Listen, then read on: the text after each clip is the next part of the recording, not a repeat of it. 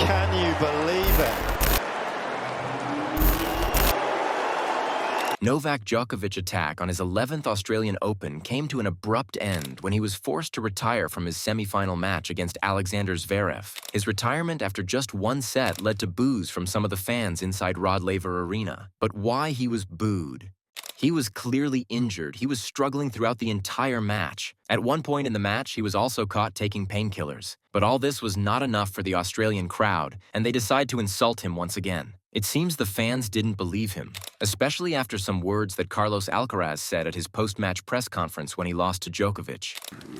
He was struggling, and then the third and the fourth set, I mean, I didn't see anything bad from him. So I'm not saying like he made a show. I just saying that I don't know. I think it's obvious, and everybody saw it, that he struggled in the second set, and then in the third set and the fourth set he saw like he was really good. We can see from his own words that Alcaraz didn't believe Djokovic was injured, and he clearly said it at his press conference by saying, everybody saw that he was struggling in the second set. Then the third and fourth set, he showed he was really good. Alcaraz indicated that Djokovic was faking his injury. But that wasn't all from Alcaraz. During their match, he started imitating Djokovic. As he walked to his seat and the change of sides, Alcaraz held his upper right leg and appeared to pretend to limp. What was more interesting were the comments made by the American commentary duo and ex-players James Blake and John McEnroe. This is what they said. Limping around and then sitting down, and he's obviously fine, just acting like he's got some sort of an injury there. But that's what I would do if I was playing him. I'd be like Novak. I'd be going right at Novak. Yeah, it's clearly like, the frustration man, come on. Yeah, no kidding. I don't blame him. McEnroe went on and said that no one should trust Djokovic with his injury, that he is faking it, and he could have seen this coming from the Serb. After he retired from the tournament, Djokovic answered McEnroe on the claim that he faked the injury in his style. Asked by one of the reporters that when he was injured in previous years, he had a scan of the injury, and if he will have a scan of this one too, Djokovic said this. I recall a couple of years ago when you sustained a similar injury. I remember you had a scan, and the scan was not great. Just wonder whether you'd had a scan on this and how it. Yeah, I mean, look, it's a muscle tear. You know, 2 years ago, I could have. I have managed it better on the court. It didn't bother me as much. This time that wasn't the case. So, in this kind of instances, you just, I guess, you have to try to do as much as you possibly can in the shortest amount of time. After this press conference, Novak Djokovic decided to silence John McEnroe and others who questioned his injury. Such theories looked ridiculous when Djokovic was forced to retire against Zverev. But he confirmed his injury by sharing an image of an MRI scan confirming a hamstring tear in his left leg as he called out his injury experts. On his X page, he wrote this, "Thought I'd leave this here for all the sports injury experts out there." He clearly couldn't listen to McEnroe's accusations anymore and felt he needed to share the MRI scan confirming his injury. After this, McEnroe changed his narrative for 180 degrees. He suddenly started praising Djokovic, like he never said anything bad about him. From nowhere, he started criticizing the fans for booing Djokovic, which is crazy if we know what he said before his retirement. You weren't happy with the crowd's response to Novak Djokovic. How loud were those boos inside Rod Laver Arena when he did retire? He's won this 10 times. I mean, come on. I mean, the guy clearly, something was up. The guy's a battler. I mean, him and Rafa have dug deeper than any two players I've ever seen, mentally, physically, you name it.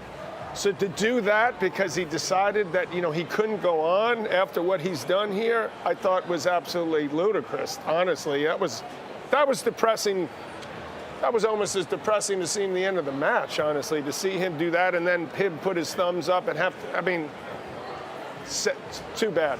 Too bad. You can just see that John McEnroe is not honest at all when he is talking about Novak. The only one who supported Novak Djokovic was his opponent Zverev. He clearly said the fans should stop booing an injured player and showed him big respect after their match. People have criticized Novak for stopping the game quite abruptly, perhaps not calling the doctor, not considering a little bit more the retirement. Would you have handled that situation differently? No. because Novak knows his body better than anyone else. It's as simple as that. And also, what is a doctor going to do? I know from his team, because I talked to his team after the match, he was already on painkillers, you know, and he knows that it's an injury that he had before. So, okay, he's going to call a doctor to tell him what exactly? To take more pills? I mean, at some point, there's a limit also on how much you can take. So I think we should stop blaming Novak. Novak has done absolutely everything he could on the tennis court in the last 20 years. I said it on court, he's won this tournament with an abdominal tear where most players can't even continue playing. He's won this tournament with a hamstring tear, you know, so he's a 10-time champion. I think we should all just respect that in a way, because there's nobody in this sport's history who has won and who has done as much as him. So I think, yeah, there's nothing more to add. Djokovic said that this may be his last Australian Open, but some of the experts think that he can go much longer and his years doesn't matter. Yesteryear, like everyone's mentioned, he's been injured and gone through to win. Is this telling you he's trying to manage his body for other slams this year? What is this telling you? Oh, I think he will definitely come back and manage his schedule, like he said himself, and most probably only play 10, 11 events, I would think. But no, I mean, he's playing great. So I'd be very surprised if he's not going to be threatening in the other 3 slams, and especially at Wimbledon as well. So it's worrying when you're at his age, because I think recovery from an injury should take a little bit longer normally the older you get, doesn't it?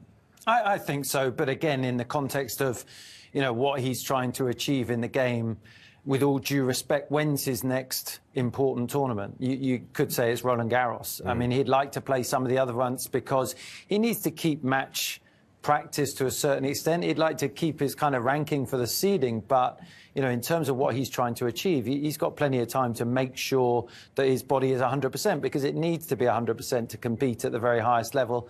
And the reality is that it's not going to get easier because of his age. And as you get older, we all appreciate that, you know, the body doesn't quite recover as quickly as it once did. But I think when you focus on his level of tennis, I mean, his level of tennis is right there. I mean, he played an incredible match against Alcaraz. So it's just very, you know, disappointing first and foremost for him that this match finished in these circumstances, and then it's disappointing for all the fans, including us, that love to watch him. Should John McEnroe and Carlos Alcaraz take the blame for creating such a picture in the media that Djokovic actually faked his injury and was booed by the fans for that? Let us know in the comments.